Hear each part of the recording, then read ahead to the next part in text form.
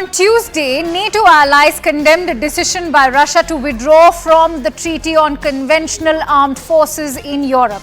This Cold War-era treaty was a landmark security treaty which limited key categories of conventional armed forces. NATO allies now intend to suspend the operation of the treaty as long as necessary. Also, Russia has blamed the United States for undermining the post-Cold War security by enlarging the NATO military alliance. And as a result, NATO has condemned Russia's exit from the treaty and for its war against Ukraine, which is contrary to the treaty's objectives.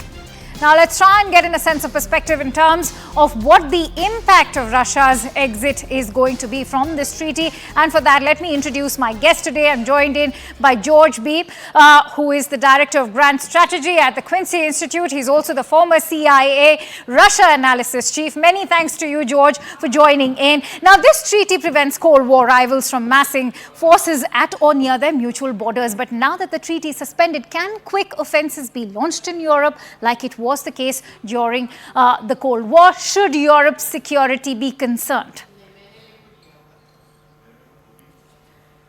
Well, I think when it comes to Russia's capability to mass forces and mount some sort of large surprise attack, the answer is really no.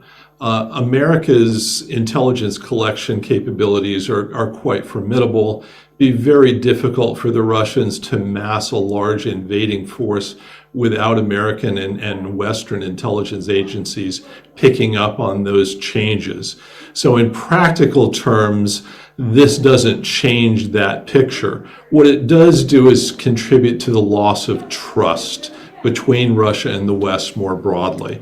And that the habits of communication, data exchange, openness, transparency about military movements have been lost. So this means that it's going to be harder for us to find a new basis for peaceful coexistence, for managing our security competition in Europe, unless we find a way to negotiate some new understandings.